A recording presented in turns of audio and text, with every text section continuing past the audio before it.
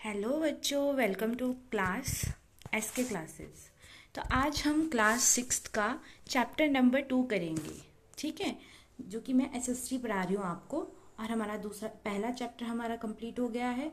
कुछ नहीं समझ आ रहा है तो कमेंट सेक्शन में मुझे बताएं, मैं आपके कमेंट्स पढ़ूंगी। ठीक है, आज हम चैप्टर नंबर दूसरा शुरू कर रहे हैं, जिसका नाम है ओशियंस और कॉन्टिनेंट्स। ठीक है, ओशियंस क्या होते हैं, कॉन्टिनेंट्स क्या होते हैं, धीरे धीरे हम सारी चीज़ों को पढ़ेंगे, समझेंगे।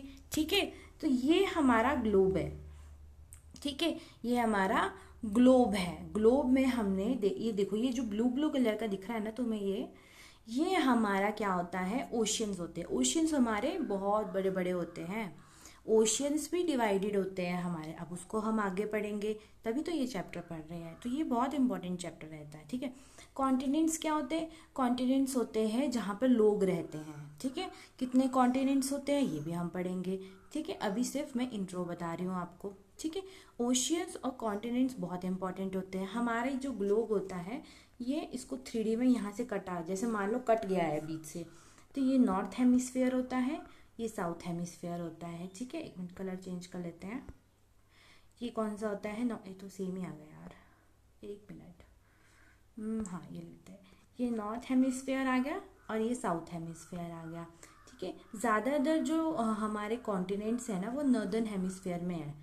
ठीक है, सदर्न में बहुत कम है, मतलब ऑस्ट्रेलिया यहाँ जैसे रहता है। ठीक है, मैप याद कर लीजिए, बहुत इंपॉर्टेंट है। ठीक है, अब हम आगे चलते हैं, अपना शुरू करते हैं चैप्टर। ठीक है, तो सबसे पहले हम क्या चीज़ देखेंगे, पहले हम इंट्रो देखेंगे, थोड़ी सी इंट्रो देख ली, थोड़ी और देख लेंगे। ठीक है, इंट्रो, फिर हम देखेंगे distribution of water and land earth पे, कैसे डिस्ट्रीब्यूट है हमारा पानी और लैंड अर्थ के ऊपर। ठीक है, हम ओशियंस के बारे में देखेंगे, ओशियंस और ओशियंस के कारण क्या क्या डिज़ास्टर आते हैं हमारी अर्थ पे। ठीक है, और कितने ज़्यादा वो डेंजरस हो सकते हैं हमारी धरती के लिए, वो भी देखेंगे। ठीक है, फिर हम देखेंगे कि कॉन्टिनेंट्स क्या होते हैं, कॉन्टिनेंट्स भी कितने तरीके के होते हैं। ठीक है, उसके बाद हम आइलैंड्स देखेंगे, आइलैंड्स क्या होते हैं हम ये भी देखेंगे। ठीक है, उसके बाद हम ओशियंस एंड लाइफ। ठीक है, ओशियंस कितने इम्पॉर्टेंट होते हैं हमारी लाइफ में, ये भी हम देखेंगे। तो चलिए हम अब चैप्टर की शुरुआत करते हैं। ठीक है, देखिए, इंट्रो में सबसे पहले चीज़ इम्पॉर्टेंट है, क्या याद करना है। देखो, ये कितना बड़ा एरिया है ओशियंस का, जहाँ पानी पानी ब्लू ब्लू दिख रहा है तुम्हें, ये देखो, ये और ये हमारा लैंड एरिया है। ठीक है, ये देखो लैंड एरिया है। देखो, तुम देख सकते हो ना कि कितना ज़्यादा कितना ज़्यादा पानी वाला एरिया, कितना पानी है हमारी अर्थ पे, एज कंपैरिजन टू अगर हम लैंड की बात करें, है ना। तो ये बताना चाहिए कि ये कौन सी जगह है, ये कौन सी जगह है, ये कौन सी, ये कौन सी, ये कौन सी और ये कौन सी। देखो, जैसे ये हमारा, इसको मिटा देते हैं। हाँ, तो ये हमारी बीच की मैंने क्या बताई थी पिछली बार, 0 डिग्री। मुझे बताना क्या बोलते हैं इसको, कमेंट सेक्शन में मुझे बताना कि ये जो बीच की लाइन है इसे क्या बोलते हैं। ठीक है, तो अब ये बीच की लाइन है, ये नॉर्दर्न हेमिस्फेयर है और ये सदर्न। देखो, नॉर्थ पे कितने ज़्यादा देश रहते हैं। ठीक है, और साउथ पे देखो, थोड़ा सा हमारा साउथ अमेरिका आ गया, ये नॉर्थ अमेरिका है, ये साउथ अमेरिका है। ठीक है, ये यूरेशिया है, सबसे बड़ा होता है यूरेशिया, ये ऑस्ट्रेलिया है, ये अफ्रीका है। ठीक है, पता होना चाहिए कौन सी जगह कहाँ पे है। ठीक है, अब हम इंट्रो पता लग गया कि कौन सा, ये अंटार्कटिका है, ये आर्टिक रीजन है, यहाँ सबसे ठंड रहती है जगह में, है ना। तो ये सब पता होना चाहिए आप लोगों को। ठीक है, इसे याद कर लीजिए। ठीक है, कोई दिक्कत आए मुझे बताना, बहुत इजी तरीका है इसे याद करने का। North, south America, Eurasia, Africa, Australia, Antarctica, Arctic, तो ये जगह आपको याद होनी चाहिए, कहाँ कहाँ पर प्लेस है। मैप ले लो, मैप समझ आ जाएगा। ठीक है, अब आगे चलते हैं, तब देखते हैं हमारा पहला टॉपिक। चलिए शुरू करते हैं, the distribution of water and land on earth. ठीक है, तो हम ये देखो, जैसे ये ग्लोब दिख रहे हैं ना आपको, तो इसमें आप देख सकते हैं कि हमारे जो ग्लोब होते हैं वो 3D शेप में होते हैं, ठीक है। और ये एरिया जो ब्लू ब्लू कलर का दिख रहा है, ये क्या है, ओशियंस होते हैं। हमारे ओशियंस जो होते हैं ना वो भी आगे डिवाइडेड होते हैं। हमारे जो ओशियंस होते हैं वो आगे सी में डिवाइड हो जाते हैं, ठीक है। और जो सी है वो हमारे बेस में भी डिवाइड होते हैं, ठीक है। बेस के बाद वो गुल्फ में भी डिवाइड होते हैं, ये मैं बताऊंगी कि इसको क्या बोलते हैं। गुल्फ के बाद वो, हाँ, तो इसमें डिवाइडेड हमारे ये रहते हैं, बेस, गुल्फ, ठीक है। अब ये पता होना चाहिए कि बेस क्या होते हैं, गुल्फ क्या होते हैं, ये आगे भी बहुत काम आते हैं, ठीक है। जैसे इसमें दिया है कि स्मॉलर एक्सटेंशन भी होता है इनका, नहीं, जैसे सी हो गया। सी क्या होता है, तो सी हमारा क्या होता है, जैसे ये हमारा इंडिया है, ठीक है, निचला हिस्सा मैंने बताया। तो हमें पता है कि ये अरेबियन सी है और ये बे ऑफ बंगाल है ना। कौन सा, ये यहाँ तक हमारा लैंड वाला हिस्सा लगता है और यहाँ तक वाटर वाला, यहाँ मतलब यहाँ जैसे तक, है ना। तो ये अरेबियन सी है। अब इसको अरेबियन सी क्यों बोला, इसके साथ तो इंडियन ओशन लगता है। तो इन्होंने बोला कि जो एरिया लैंड से टच रहता है, the area which is touched with a land, उसको हम सी बोलते हैं। और इसका भी एक दायरा होता है कि इतना सी इसके अंडर है, इसके बाद ओशियंस लग जाएंगे, है ना, फिर इसके बाद इंडियन ओशन लग जाएंगे, फिर इसके बाद ये लग जाएगा, है ना। तो सब ने अपना अपना एक दायरा बनाया। तो इसको जो लैंड से टच होता है ना वाटर, वो हमारा सी होता है। क्या होता है, सी होता है। सी का मतलब पता लग गया। और ओशियन तो बहुत बड़ा होता है, सी सबके अंडर अंडर होता है, ठीक है। अब हम देखते हैं आगे। अब मैं थोड़ा सा बताती हूँ। सी, देखो सी क्या होता है, एक large body, salt water body partially, जो कि लैंड से टच होती है, जैसे मैंने यहाँ बताया था, जो कि इंडियन अरेबियन सी हमारा हमारा जो है लैंड से टच होता है, जैसे कि मैंने लिखा है अरेबियन सी एग्जाम्पल के लिए, ठीक है। अब बेस क्या होती है हमारी, बेस हमने देखो यहाँ पर एक एग्जाम्पल भी दिया है कि बेस क्या होती है। बेस क्या होती है, ये एक बॉडी होती है पानी की जो कि लैंड से टच होती है। फर्क क्या हुआ, अब फर्क ये हुआ, जैसे ये है यू शेप में पानी है यहाँ पे, ठीक है, जैसे ये है, इनका जो ओपनिंग होती है सी और lake, bays are usually smaller than gulf. जो बेस होते हैं उसका अगला हिस्सा ना खुला होता है ऐसे, और छोट वो स्मॉलर होती है गुल्फ से। गुल्फ बताऊंगी तब समझ आएगा। बेस ही है, मतलब इसका ऐसे यू शेप में होता है, वो छोटा सा ऐसे यू शेप में। अब ये कैसे, मतलब बे ऑफ बंगाल। अब इन्होंने बोला कि बेस जो है वो छोटे होते हैं गुल्फ से, पर एक्सेप्शन आ जाता है। जैसे हमारा क्या है, बे ऑफ बंगाल। अब बे ऑफ बंगाल हमारा देखो यहाँ पर ऐसे ऐसे, यहाँ पर हमारा क्या है, बे ऑफ बंगाल दिख रहा है ना आपको, ऐसे खुला मुंह इसका कितना है। तो जिसका खुला मुंह होता है ना, यहाँ पे खुला मुंह जो होता है, यहाँ पे ऐसे खुला मुंह होता है, फिर बना हुआ है ऐसे, उसको हम क्या बोलते हैं, क्या बोलते हैं, बेस बोलते हैं, ठीक है। लगा पता, सीज क्या होते हैं, बेस क्या होते हैं, जिसका खुला मुंह यहाँ पर ऐसे और ऐसे बना रहता है। अब अगला क्या है, अगला हमारा मैंने बताया गुल्फ्स। गुल्फ्स क्या होते हैं, गुल्फ्स हमारे बिल्कुल अलग होते हैं बेस से। गुल्फ्स ना बिल्कुल अंदर तक, जैसे गुल्फ ऑफ सीज, स्वीज, है ना, स्वीज, गुल्फ ऑफ एकोबा, यहाँ पे गुल्फ है ना जो, वो अंदर तक ऐसे जाएंगे। और इसकी जो ये वाली जो माउथ होता है ना वो बहुत छोटा रहता है, देखो जैसे इसका बहुत छोटा है। बट जो हमारी बेस होती है ना, उनका जो माउथ होता है ना ये बहुत खुला रहता है, इसको कितना। और गुल्फ्स का जो होता है वो कम रहता है, वो अंदर तक जाती है गुल्फ्स जो हमारी होती है, इसलिए वो बड़ा होता है बेस से। पर जो बे ऑफ बंगाल है वो एक एक्सेप्शन है। एक टाइम पे वो भी हमारा छोटा होता था, पर जैसे जैसे हमारा वाटर एरिया धंसता गया, ये वाला एरिया ऐसे ऐसे होता रहा, यहाँ से मिट्टी निकलती रही, हमारा ये एरिया बढ़ता गया बे ऑफ बंगाल का। पर जो गुल्फ होते हैं वो बड़े होते हैं, देखो ऐसे जो जैसे अंदर को दिखाया है ना, ये इसी को हम गुल्फ बोलते हैं, ठीक है। आई बात समझ। तो अब गुल्फ के बारे में पता लग गया, ठीक है जी। और अब पता लग गया सीज के बारे में, ठीक है जी।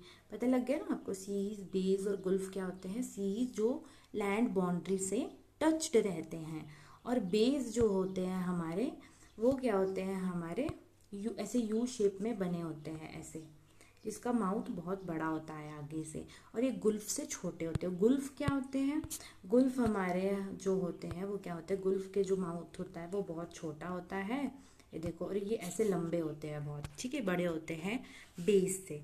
और बे ऑफ बंगाल क्या है, एक्सेप्शन है। समझ रही बात? ठीक है जी। अब हम चलते हैं आगे। तो हमने बोला कि ओशियंस क्या होते हैं अब, है ना। हमने पढ़ लिया थोड़ा इंट्रो की, क्या चीज़ें क्या होती है, कैसे डिस्ट्रीब्यूशन होता है, क्या बेस होती है, कैसे कैसे वो डिवाइडेड होती है ना। अब हम देख लेते हैं कि ओशियंस क्या है। हम ओशियंस ओशियंस कर रहे हैं, ओशियंस क्या भला है अब, कि एक ओशियन जो होता है वो एक बहुत बड़ी कॉन्टिन्यूस बॉडी होती है। मतलब पानी वो खारा पानी होता है, बोलते हैं ना कि ओशियन का पानी, पानी बहुत है धरती पे, पर जो फ्रेश वाटर है वो नहीं है, ठीक है। पीने लायक पानी बहुत कम है धरती पे। ऐसे तो बहुत पानी है धरती पे, कोई कमी नहीं है पानी की, है ना। जितना मर्जी वो कर लो, यूज़ कर लो। सॉल्ट तो दुनिया भर का है इंडिया में, ठीक है। पानी की कोई कमी नहीं है यहाँ पे, ठीक है। पर फ्रेश वाटर नहीं है, पीने लायक पानी है, खारा पानी है, जो कि ठीक नहीं होता है। तो ये बहुत बड़ी line, significant question of earth sir, मतलब बहुत ज़्यादा एरिया कवर करता है ये अर्थ का, ठीक है। जैसे यहाँ पे बोला कि ओशन एक लार्ज एरिया है सॉल्ट वाटर का, जो कि 71% अर्थ सरफेस का कवर करती है ओशियन वाटर। समझ रहे हो कितना ज़्यादा कवर करती है। और ओशियंस के पास ह्यूज इम्पैक्ट होता है वेदर के, ठीक है। जो हमारी बारिश होती है वो उस पानी की मदद से तो होती है, कि इवेपोरेशन हो रहा है, फिर कंडेंसेशन हो रही है, फिर प्रेसिपिटेशन हो रही है। तो ये सब चीज़ें हमारी क्या है, ये पानी की वजह से हो रही है। तो आगे हम और भी पढ़ेंगे कि ओशियंस क्या होते हैं। ओशियंस हमारे पांच तरीके से डिवाइड रहते हैं हमारे ओशियंस, ठीक है। समझी बात? ओशियंस क्या होता है एक बार देख लेना, पढ़ लो एक बार रोक के वीडियो पढ़ लो इसको, क्या होता है, ठीक है। चलते हैं आगे। अब ओशियंस के बारे में हो गया। अब यहाँ पर क्या बताया है मैंने कहा है कि 5 तरीके के ओशियंस होते हैं। ओशियंस तो पढ़ लिया कि देखो कितना ज़्यादा एरिया कवर कर रहा है ओशियंस, है ना। सबसे बड़ा कौन सा है, पैसिफिक ओशन। पैसिफिक ओशन यहाँ पे है, ये देखो 3D ले लो, ये वाला एरिया और ये वाला एरिया एक साथ है, 3D पैसिफिक ओशियंस, ठीक है। उसके बाद आप सोच लो कि यहाँ पर पैसिफिक ओशियन है, ठीक है। फिर मैंने यहाँ नॉर्थ अमेरिका ले लिया, डब्बे में बना लो, यहाँ पैसिफिक ओशियन, ठीक है।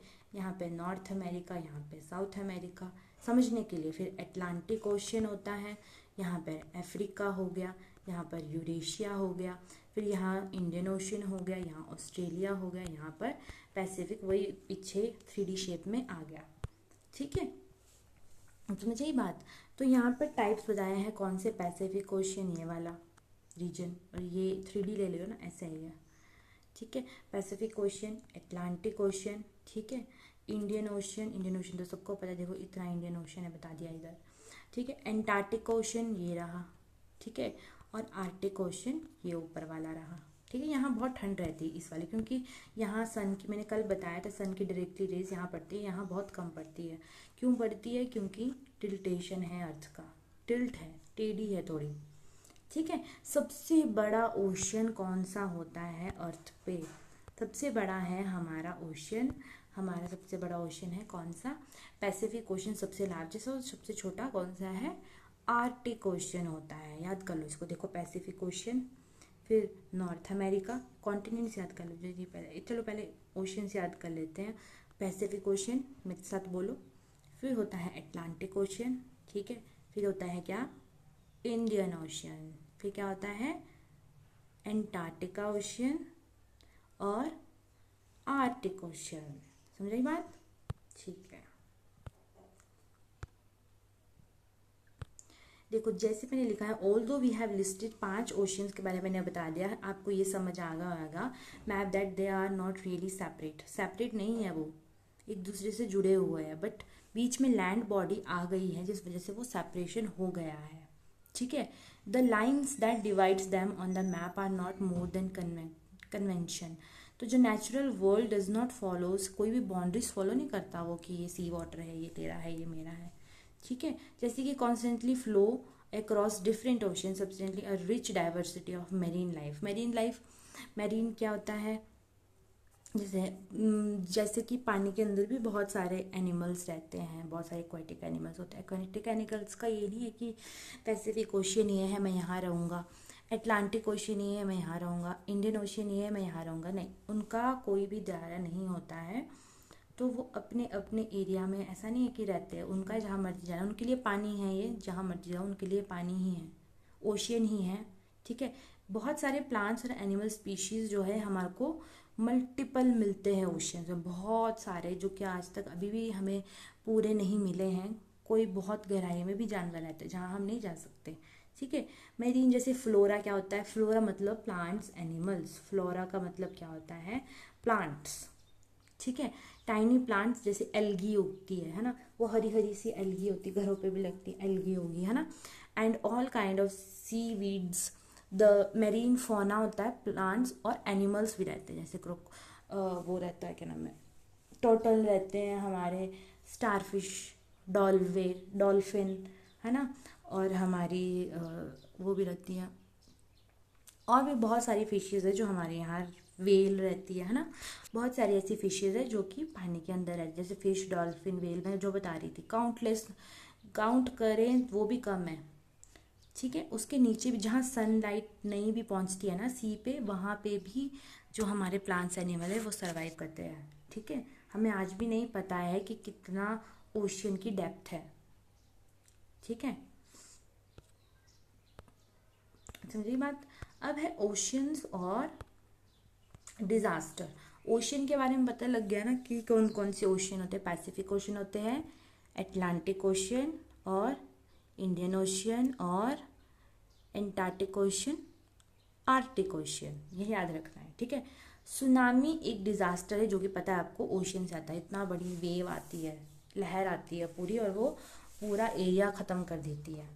ये ह्यूज वेव आती है ऐसी है। अब ह्यूज और पावरफुल वेव्स जनरली ये कैसे होती है, अर्थ क्यूक, कोई कहीं अर्थ क्यूक आया है ना, तो वो हलचल पैदा करती है नीचे पानी के स्तर पे, है ना, नीचे डाउन साइड।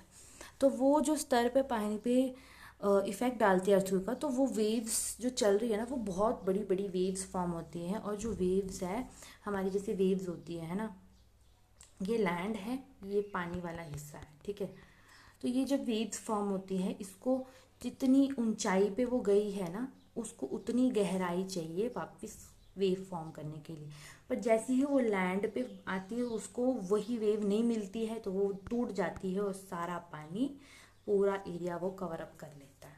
ठीक है। चलो इस चीज़ को मैं समझाती हूँ, कॉन्सेप्ट को। जैसे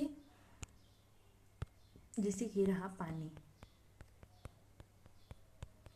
ठीक है, और ये हमारा लैंड वाला हिस्सा है, यहाँ पानी है। ठीक है। ये लैंड वाला हिस्सा है और ये पानी है। तो पानी जो है वो एक वेव फॉर्म करी उसने, ऐसी वेव कि मैं वेव फॉर्म करूँगी, बहुत बड़ी वेव फॉर्म की, तो उसने डाउन साइड भी उतनी वेव फॉर्म करनी है, और उसको वही एरिया चाहिए वेव फॉर्म करने के लिए। पर उसको लैंड आ गया बीच में, तो वो सारा पानी बिखर जाता है, जिस वजह से सारा जो मलबा होता है पानी का, वो सारा हमारी उस पर गिर जाता है लैंड पे, और डिस्ट्रक्शंस हो जाते हैं। सुनामी जो है वो 1000 किलोमीटर नीचे जाती है डेप्थ में, फिर उसको वही 1000 किलोमीटर ऊपर का डेप्थ चाहिए होता है ना। तो ये बहुत इंपॉर्टेंट कॉन्सेप्ट रहता है। ठीक है। तो नोट चीज़ करने की क्या है कि एक बार ये हुआ है डिस्ट्रक्शन, इंडिया में ही हुआ है, 24 दिसंबर, इम्पॉर्टेंट है बहुत, इसको याद रखना। 24 दिसंबर 2004 को इंडिया में, और बाकी अदर कंट्रीज़ जो है, जैसे ये वाला हिस्सा है जो इंडिया का, ये वाला, एक मिनट, ठीक है, इंडिया का ये वाला हिस्सा है ना जो, ठीक है, ये वाला हिस्सा बे ऑफ बंगाल वाला, यहाँ पर आया था सुनामी 2004 में। ठीक है। और क्यों आया था, क्योंकि इंडोनेशिया जो ये एरिया यहाँ पे है, इंडोनेशिया में अर्थ क्यों आ गया था, जिस वजह से यहाँ पर सुनामी आ गई, जैसे मैंने बताया था। और इस सुनामी की वजह से 2 लाख लोगों ने अपनी जान गंवा दी थी। तो जिस वजह से ये बहुत प्रॉब्लम क्रिएट की इसने। तो कौन कौन सा, अंडमान निकोबार यहीं है नीचे, अंडमान निकोबार आइलैंड बुरे हालत हो गई। ठीक है। केरला यहाँ पे है, यहाँ पे केरला की भी बहुत बुरी हालत होगी, तमिलनाडु की भी बहुत बुरी हालत होगी इंडिया में। ठीक है। और भी बहुत जगह एरिया, अपने इंडिया की अभी हम बात करें कि ये एरिया जो है बहुत ज़्यादा इफ़ेक्टेड हो गए थे इसकी वजह से, सुनामी की वजह से। तो सुनामी जो है अपने आप में ही बहुत ज़्यादा डेंजरस मुझे लगती है, ठीक है। और इसकी वजह से बहुत ज़्यादा डिस्ट्रक्शंस भी एरिया में, तो ओशंस देख लो कितने ज़्यादा खतरनाक हो सकते हैं कि अगर वो, ये तो सारा नेचुरल है, नेचुरल फिनोमिना है, इसको कोई नहीं रोक सकता। हाँ, इसके लिए बहुत सारे ऐसे चीज़ें डेवलप की है ताकि हमें पता लग सके कि हाँ सुनामी, पर we can't stop tsunami, tsunami को रोक नहीं सकता कोई नहीं, पानी को कौन रोक सकता है ना। जहाँ उसने जाना है वहाँ जाना है, फ्लड जहाँ होगा वहाँ होगा, कोई स्टॉप नहीं कर सकता उसको, ठीक है। अब यहाँ पे देखो, events that lead to loss of property जो है वो डिजास्टर मैनेजमेंट, एक मैनेजमेंट बनाया होगा इन्होंने, तो वो इसको देखता है कि जो भी डिस्ट्रक्शंस का मतलब होता है जो भी वहाँ पर नुकसान वगैरह हुआ है उसकी भरपाई करने के लिए ये डिज़ास्टर मैनेजमेंट बैठी होती है कमेटी। इंडिया का अपना खुद का है, जैसे नेशनल डिज़ास्टर मैनेजमेंट अथॉरिटी है जो कि इन डिज़ास्टर से डील करता है हमारा, ठीक है। तो पता लग गया ना कि 24 दिसंबर 2004, ठीक है।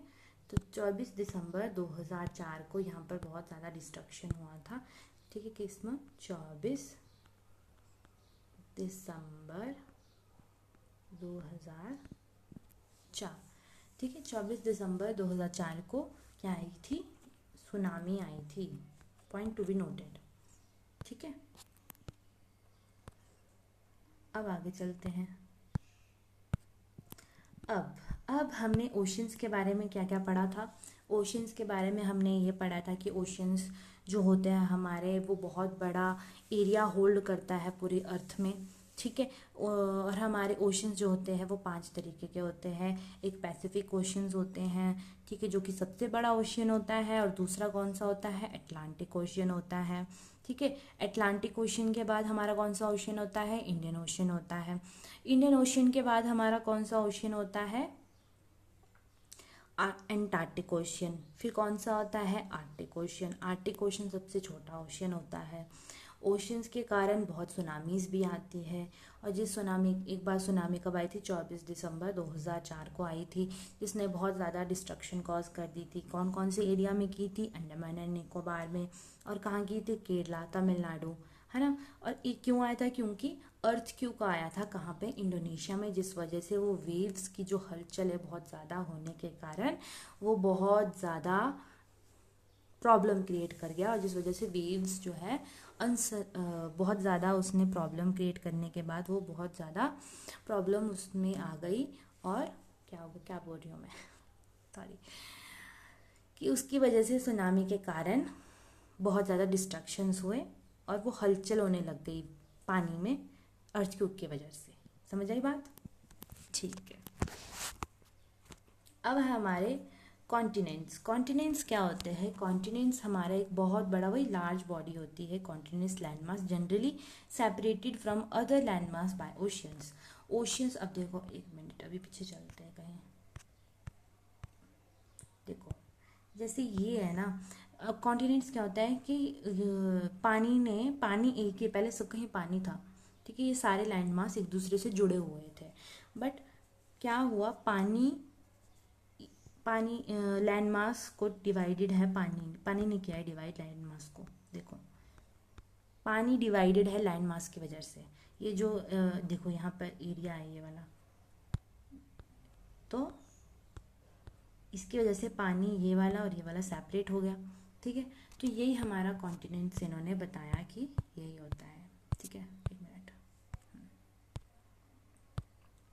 तो नॉर्थ अमेरिका, साउथ अमेरिका मैंने बताया, generally consider 2 continents, but if seen in single landmass, तो ये एक ही थे पहले। जैसे यूरोप और एशिया जनरली 2 कॉन्टिनेंट्स थे मैप पे, पर ये भी एक सिंगल थे। हिस्टोरिकल में Europe evolution has been Asia which is why they can be seen as 2 continents, ठीक है, जिसको हम यूरेशिया भी बोलते हैं अब, ठीक है। क्या बोलते हैं, यूरेशिया सबसे बड़ा कॉन्टिनेंट है, ठीक है। अफ्रीका और Eurasia generally regarded to continent, पर वो एक थे। अफ्रीका भी जुड़ा हुआ था यूरेशिया का, पर वो अलग हो गया, ठीक है। तो ये कॉन्टिनेंट एक दूसरे से जुड़े हुए थे, बट अनफॉर्चुनेटली, देखते हैं अभी, रुको, अबे देखो, जैसे ये कॉन्टिनेंट है नॉर्थ अमेरिका और ये है साउथ अमेरिका। साउथ अमेरिका और नॉर्थ अमेरिका एक था पहले, पर कुछ जो नेचुरल फिनोमिनाज के कारण ये अलग हो गए एक दूसरे के साथ। तो ठीक है, ये पहला कॉन्टिनेंट है हमारा, ये दूसरा है, याद कर लो अभी। North America, south America, Africa और यूरेशिया भी एक दूसरे से जुड़े हुए थे। मतलब ये जो यूरेशिया है ये यूरोप है और एशिया है। ठीक है, क्या है, यूरोप है और एशिया है। तो ये एक दूसरे से अलग हो गए, अपार्ट हो गए, जिस वजह से ये अलग कॉन्टिनेंट, ये तीसरा कॉन्टिनेंट, ये चौथा कॉन्टिनेंट। ठीक है, तो ये हमारे क्या हो गए, अलग हो गए। फिर उसके बाद हमारा जो अगला कॉन्टिनेंट है वो कौन सा है, ऑस्ट्रेलिया। पहले हमने बहुत पुराने में पढ़ा है कि जो इंडिया है पहले वो ऑस्ट्रेलिया का पार्ट होता था, पर बहुत ज़्यादा अर्थक्वेक के बाद इवोल्यूशन हुआ, बहुत ज़्यादा अलग अलग फिनोमिनाज हुए, जिस वजह से ये यहाँ पर पहुँचा। पहले इंडिया का यही वाला हिस्सा था, जिस वजह से यहाँ पर ये जैसे यहाँ पर डिस्ट्रक्शन यहाँ पर गए और जिस वजह से यहाँ पर अर्थक्वेक फॉर्म, यहाँ पर हमारी पहाड़ियाँ आ गई थी। जब हमें दो चीज़ों को कोलाइड करते एक दूसरे के साथ तो ऐसे फॉर्म होता है, तो जिस वजह से हमारे माउंटेन्स तभी फॉर्म हुए थे, तभी हम इसको यंग फोल्ड माउंटेन्स बोलते हैं, क्योंकि आज भी ये एक दूसरे से फॉल्टिंग होती रहती है, फोल्डिंग होती रहती है इसमें अभी भी। फोल्डिंग क्या फोल्डिंग, दोनों, ये दोनों एक दूसरे के साथ जुड़े रहते हैं, इसमें फोल्डिंग होती है। फोल्डिंग या फोल्डिंग एक बार चेक कर लेना, ठीक है।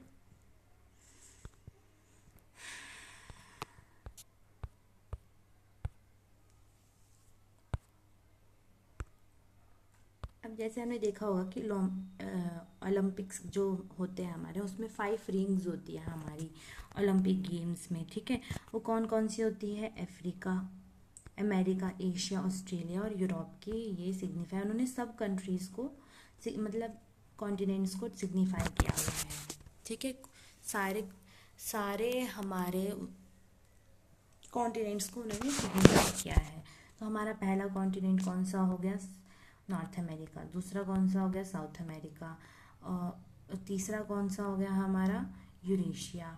ठीक है, चौथा कौन सा हो गया हमारा, अफ्रीका। पांचवा कौन सा हो गया हमारा, ऑस्ट्रेलिया। छठा कौन सा हो गया, एंटार्क्टिका। और सातवां कौन सा हो गया, आर्कटिक। ठीक है,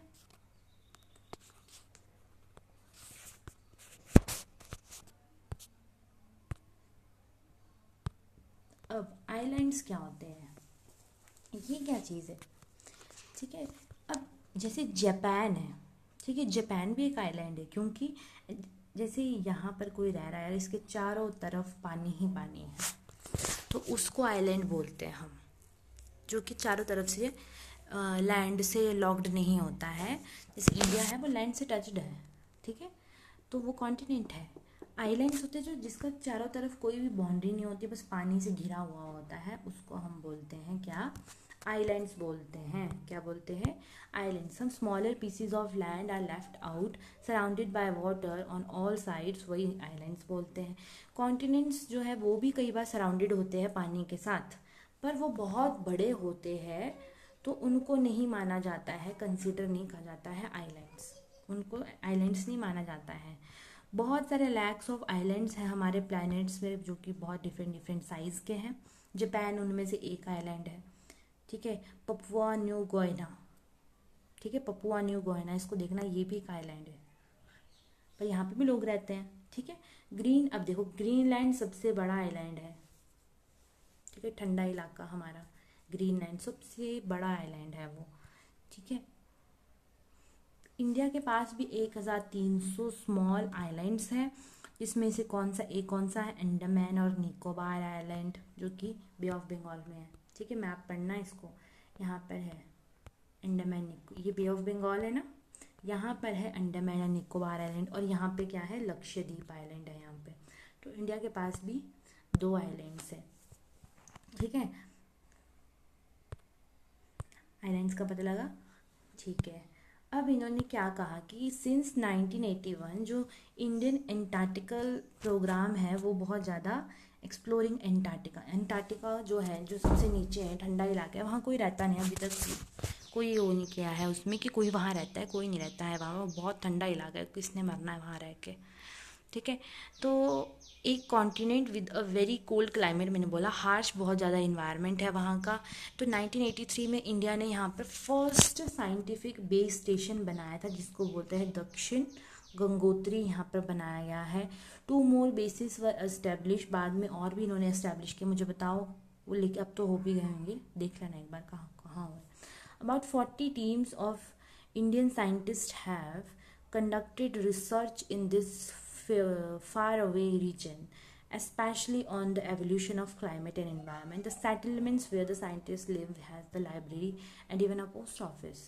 तो यहाँ पर इन्होंने क्या किया है, बहुत हार्श क्लाइमेट है, एक यहाँ पर स्पेस स्टेशन बनाया है, साइंटिफिक बेस स्टेशन बनाया है जिसको दक्षिण गंगोत्री बोला गया है। बाकी और भी डिस्कवर होंगे, शायद अभी हुए नहीं हैं, अगर हुए हैं तब भी मुझे बताना, नहीं हुए तो कोई बात नहीं। अबाउट 40 टीम्स इंडियन साइंटिस्ट ने यहाँ पर रिसर्च की है, ठीक है। और यहाँ पर सेटलमेंट्स है साइंटिस्ट की जो रहते हैं, यहाँ पे लाइब्रेरी है, पोस्ट ऑफिस भी एस्टैब्लिश किया है यहाँ पे, ठीक है, जो यहाँ साइंटिस्ट रहते हैं, ठीक है। अब सबसे इम्पॉर्टेंट चीज़ जो हमारी आती है वो है ओशियंस एंड लाइफ, ठीक है। ओशियंस और जो कॉन्टिनेंट्स है वो वाइटल पार्ट है इन्वायरमेंट के। ओशियंस नहीं होंगे, इवेपोरेशन नहीं होगा, इवेपोरेशन नहीं होगा तो बारिश नहीं होगी। तो without oceans, for oceans had deeply impacted humanity in many other ways, मतलब कहीं ना कहीं ओशियंस भी बहुत ज़्यादा प्रॉब्लम क्रिएट करते हैं ह्यूमंस के लिए। From early times people have used ocean seas to migrate to other region. Oceans कितने काम, अगर ओशंस नहीं होते तो हम कैसे माइग्रेट करते हैं ना, तो हम माइग्रेशन के काम भी आते हैं। एक माइग्रेशन का मतलब होता है जब हम एक जगह से दूसरी जगह जाते हैं, ठीक है। अब इंडिया से साउथ अफ्रीका, नॉर्थ अमेरिका को जाते तो शिप्स की मदद से जाते हैं, अब तो एरोप्लेन्स की मदद से जाते हैं ना। Oceans have also nourish the cultural of coastal people all over the world. Almost जो हमारे सारे, मतलब एक हमारा ये पैसे कमाने का भी एक हो सकता है ज़रिया। क्यों? क्योंकि अब कोई किसी को घूमने जाना है, पानी एक जगह पे होता है, फिशिंग करनी है, तो लोकल लोगों के लिए भी ये बहुत इम्पोर्टेंट होता है, ठीक है। तो जैसे हमें पता है यूनाइटेड नेशन ने डिज़ाइन किया है जून 8 को एज वर्ल्ड ओशियन डे। तो ओशियन भी अपने आप में बहुत इम्पॉर्टेंट होता है। अगर वो लुप्त हो जाएगा, ख़त्म हो जाएगा, ऐसे होगा नहीं, जितना हो सके पानी का स्तर बढ़ता जा रहा है, ठीक है। पर कहीं ना कहीं अगर पानी ना हो, ओशियंस ना हो, हम इतना गंदा कर रहे हैं ओशियंस को, ह्यूमंस, हमें नहीं करना चाहिए, है ना। तो इतना ध्यान रखना है कि ओशियंस जो है वो गंदे ना हो, जितना हो सके आप अपने घर से शुरुआत करोगे तभी सब एक चेन बना के सब कुछ ठीक हो सकता है। तो जैसे आप देख सकते हो ओशियंस कितने ज़्यादा इम्पोर्टेंट है, हमने ओशियंस के बारे में पढ़ा, ठीक है। हमने हमने और क्या पढ़ा, एक बार रिवीजन कर लेते हैं ना, एक मिनट। हाँ, हमने डिस्ट्रीब्यूशन ऑफ लैंड पढ़ा, हमने सीज पढ़ा, हमने बेस पढ़े, हमने गुल्फ्स पढ़े। बेस क्या होते हैं मैंने बता दिया, ये बड़ी सी बेस मैंने क्या बताया कि ये हमारा जिसका मुंह खुला होता है आगे से, है ना, जिसका मुंह क्या होता है, खुला होता है आगे से। गुल्फ्स क्या होते हैं, जिसका मुंह जो आगे से बहुत ऐसे इतना सा एरिया होता है और बेस का इतना बड़ा होता है, ठीक है। अब हमारे ओशंस क्या होते हैं, ओशंस बहुत बड़े होते हैं, 71% का पानी वो होल्ड करते हैं, है ना, कितना, 71% का। कौन कौन से हमारे, ये याद करके आना, कल मैं क्वेश्चन पूछूंगी, मुझे आंसर देना नीचे कमेंट में, ठीक है। ये नॉर्थ अमेरिका है, ये साउथ अमेरिका है, ये अफ्रीका है, आंखें खोल खोल के, यूरेशिया है, एंटार्क्टिका है, ठीक है, पैसिफिक ओशन यहाँ है, अटलांटिक यहाँ है, ठीक है। ये तो ये किया गया ना, इंडियन ओशियन, आर्टिक, एंटार्क्टिक, ये याद करना है कि कौन सा सबसे बड़ा होता है और ये कौन सा सबसे छोटा होता है। मुझे ये बताना कि पूरे वर्ल्ड में सबसे डीपेस्ट ट्रेंच कौन सा होता है, ठीक है, कमेंट सेक्शन में मुझे बताना, सर्च करके बता दो, कोई नहीं। ठीक है, ये मैंने भी बताया। ओशन कितना डिज़ास्टर 24 दिसंबर 2004 याद करना है कि कितना ज़्यादा उसने डिस्ट्रक्शन कॉज किया था। ठीक है, कॉन्टिनेंट्स के बारे में पढ़ा हमने, कौन कौन से कॉन्टिनेंट, ये सारे जुड़े हुए थे, पर ये नेचुरल फिनोमेना जैसे अर्थक्वेक की वजह से, प्लेट टेक्टोनिक प्लेट्स की जो मूवमेंट है उसकी वजह से ये अलग हो गए एक दूसरे से। अब मैंने बताया था इंडिया भी पहले ऑस्ट्रेलिया का पार्ट था, और जैसे वो हमारे यूरेशियन प्लेट जो है, इंडियन ऑस्ट्रेलियन प्लेट जो है, जब यूरेशियन प्लेट से टकराई थी तो क्या उसने बनाए, उसने फोल्ड माउंटेन्स बना दिए, क्या फोल्डिंग हुई, फोल्ड माउंटेन्स बनाए। और वो माउंटेन यंग फोल्ड माउंटेन बोलते हैं उन्हें। क्यों बोलते हैं? क्योंकि वो आज भी मूव कर रहे हैं। आइलैंड्स में बता दिया चारों तरफ से जिसमें पानी घिरा होता है, जैसे लक्षद्वीप हो गया, ठीक है, और अंडमान निकोबार, ग्रीनलैंड। ठीक है, इसी के साथ मैं ये चैप्टर ख़त्म करूँगी। कल हम अगला चैप्टर पढ़ेंगे। इससे कोई भी दिक्कत हो मुझे बताना, मुझे ये मैं इसको डिस्क्रिप्शन में भी डालूँगी पीडीएफ को। और इसके बाद हम फर्स्ट चैप्टर और सेकंड चैप्टर के क्वेश्चन आंसर भी करेंगे। मैं कल या मैं शाम को करवा दूँगी, शाम को करवा दूँगी। Okay, bye bye, thank you.